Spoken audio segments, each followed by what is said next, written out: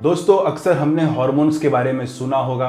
जैसा कि आपको पता है, जब कोई इंसान तनाव में रहता है तो दुखी रहता है, जब वो खुश रहता है तो मुस्कुराता है, जब उसे भूख लगती है तो उसे खाना खाने का एहसास होता है, जब उसका पेट भर जाता है तो खाना नहीं खाता।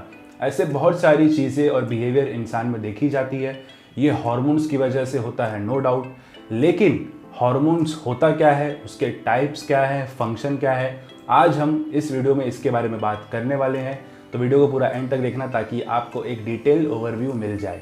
कैसे हो दोस्तों, मैं हूं प्रशांत, स्वागत आपका बेटरमेंट एरा में। रिसर्चर्स का कहना है कि हार्मोन्स का एक बहुत ही लंबा इतिहास है। आप कह सकते हो 3.5-4 बिलियन साल पहले जब सेल इस दुनिया में आया था। जो सेल होता है दोस्तों, उसका जो स्ट्रक्चर है या जो शेप है या वो किस तरह से बढ़ेगा, रुकेगा या फंक्शन करेगा, ये सारी चीज़ें हार्मोन डिसाइड करता है। अब हार्मोन्स पेड़, जानवर, इंसान तीनों में पाया जाता है। अगर हम इंसान की बात करें स्पेसिफिकली तो जेनेटिक्स का बहुत इंपॉर्टेंट रोल होता है ओवरऑल ग्रोथ में शुरुआत से। और हमने बहुत बार सुना भी होगा स्कूल के टाइम, कॉलेज के टाइम या आज भी, जीन्स है या जीन्स की वजह से है। तो दोस्तों जेनेटिक का जो क्राफ्टिंग होता है या जो आप कह सकते हो स्ट्रक्चर है, हार्मोन्स का इसमें बहुत ही ज़्यादा इंपॉर्टेंट रोल होता है। दोस्तों हार्मोन्स एंडोक्राइन ग्लैंड्स या एंडोक्राइन सिस्टम से रिलीज या प्रोड्यूस होता है, जो डायरेक्टली हमारे खून में जाता है और रिस्पेक्टिव ऑर्गेनिक टिश्यूज़ को अवेयर करता है या सिग्नल या मैसेज देता है किस तरह का एक्टिविटी या फंक्शन करना है। अब एंडोक्राइन ग्लैंड्स या एंडोक्राइन सिस्टम क्या होता है, इस पर मैंने ऑलरेडी वीडियो बना दिया है, तो आप आई बटन पे चेक कर सकते हो। दोस्तों हमारे शरीर में 50 से भी ज़्यादा टाइप्स के हार्मोन प्रोड्यूस होते हैं। अगर मैं कुछ इंपॉर्टेंट की बात करूँ तो जैसे एड्रीनालिन जो है स्ट्रेस हार्मोन, टेस्टोस्टेरोन ये है मेल हार्मोन, एस्ट्रोजन ये है फीमेल हार्मोन, ग्रेलिन ये है हंगर हार्मोन, लैप्टिन ये है सटाइटी हार्मोन, इसके बाद है मेलाटोनिन जो है स्लीप हार्मोन, थायरॉक्सिन ये है ग्रोथ हार्मोन। तो इस तरह से बहुत सारे हार्मोन्स हमारे बॉडी में रिलीज होते हैं, प्रोड्यूस होते हैं कुछ पर्पस के लिए। मैं चाहता हूं दोस्तों आप अपनी तरफ से भी, अगर आपको दिलचस्पी है तो आप हार्मोन्स के बारे में और थोड़ा रिसर्च करो और कमेंट करो आपको कौन सा हार्मोन मिला और कितना इंपॉर्टेंट है वो हमारे बॉडी के लिए। हार्मोन के अगर हम केमिकल स्ट्रक्चर्स की बात करें दोस्तों तो बहुत सारे टाइप के होते हैं, लेकिन जो 3 इंपॉर्टेंट क्लास है वो है इकोसेनॉइड्स, स्टेरॉइड्स और प्रोटीन एमिनो एसिड्स के केमिकल डेरिवेटिव्स। अब अगर हम फंक्शंस की बात करें तो आप 2 तरीके में क्लासीफाई कर सकते हो, एक है फिजियोलॉजिकल फंक्शन और एक है बिहेवियरल फंक्शन।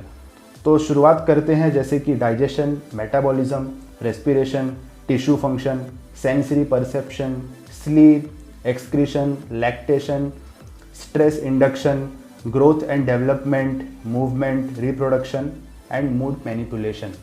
अब यहाँ तक दोस्तों हमें ये समझ में आया हार्मोन्स होता क्या है, उनका स्ट्रक्चर क्या है, टाइप्स क्या है, फंक्शन क्या है। लेकिन हार्मोनल इम्बैलेंस भी हो सकता है, यानी कि हार्मोनल प्रॉब्लम्स। जैसा कि आपको पता है एंडोक्राइन ग्लैंड्स हार्मोन रिलीज करते हैं। अगर कुछ मात्रा ज़्यादा रिलीज हो गया या कम रिलीज हो गया तो हार्मोनल प्रॉब्लम्स हो सकता है। अब हम बात करते हैं, चलो ठीक है एंडोक्राइन ग्लैंड्स अपना काम बरोबर कर रहे हैं, लेकिन जो ऑर्गन्स है या जो टिश्यूज़ है, जो वो हार्मोन्स जहाँ वो पहुँचने वाला है, अगर वो एक्सेप्ट नहीं किए तो क्या। तो दोस्तों जो ऑर्गन्स या टिश्यूज़ होता है उनको समझ में कैसे आता है कि ये जो हार्मोन्स आ रहा है या जो मैसेज मुझे मिल रहा है ये सही है, एक्यूरेट है कि नहीं। जैसे हमारे पास कान है वैसे ही ऑर्गन्स के पास भी ईयर्स होता है, सेल्स के आउटसाइड ऑफ द वॉल या आउटसाइड वॉल पे आप कह सकते हो, जिसे हम रिसेप्टर्स कहते हैं। अगर कोई कारणवश कोई गलत हार्मोन आया तो वो वहाँ पे आके ब्लॉक हो जाता है, उसे ऑर्गन एक्सेप्ट नहीं करता है। इसके बाद अगर कोई राइट हार्मोन आता है तो वो जो ब्लॉक्ड हार्मोन है वो वहीं पे रहता है और राइट हार्मोन के लिए बैरियर क्रिएट हो सकता है। इसकी वजह से यहाँ पे शुरू हो जाती है हार्मोनल इम्बैलेंस या हार्मोनल प्रॉब्लम्स। तो ये बहुत ज़रूरी है एंडोक्राइन ग्लैंड्स सही फंक्शन करे और ऑर्गन और टिश्यूज़ भी सही चीज़ एक्सेप्ट करे, अकॉर्डिंगली रिस्पॉन्ड करे।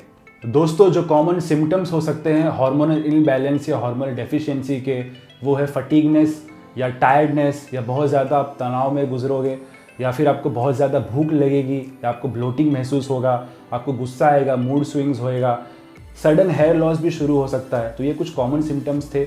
लेकिन दोस्तों जहाँ पे ये सारी चीज़ें शुरू होती है ये एक मेडिकल सिग्नल का बुलावा है, हमें बिल्कुल देरी नहीं करनी चाहिए और तुरंत मेडिकल चेकअप कराना चाहिए, डॉक्टर से अपॉइंटमेंट लेना चाहिए, एंडोक्राइनोलॉजिस्ट से कंसल्ट करना चाहिए। दोस्तों अब प्रॉब्लम माइनर है कि मेजर, ये तो डॉक्टर ही बता सकता है उस वक्त, क्योंकि सिम्टम्स तो खैर सब में दिखता है हार्मोनल प्रॉब्लम्स की वजह से। लेकिन मेरा ओपिनियन यहाँ पे ऐसा है कि हमें देरी नहीं करनी चाहिए। अगर कोई भी हार्मोनल प्रॉब्लम्स हो, नेचुरल तरीके नुस्खे बहुत सारे हैं ट्रीट करने के, नो डाउट। एक्सरसाइज है, हेल्दी डाइट है, योगा है, मेडिटेशन है। लेकिन मैं ऐसा मानता हूँ हमें पहले समझ लेना चाहिए किस हार्मोन की वजह से क्या प्रॉब्लम हो रहा है, प्रॉब्लम डिटेक्ट कर लेना चाहिए, रूट को समझ लेना चाहिए, मेडिकेशन चाहिए कि नहीं चाहिए, डॉक्टर आपको एडवाइस करेगा। इसके बाद धीरे धीरे लाइफ में आगे आपको हार्मोनल प्रॉब्लम्स ना हो या मेंटेन रखने के लिए हम नेचुरल थेरेपी की ओर बढ़ सकते हैं।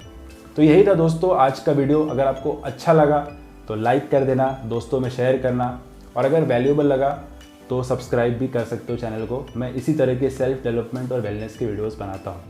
मिलते हैं नेक्स्ट वीडियो में। आपका दिन शुभ रहे।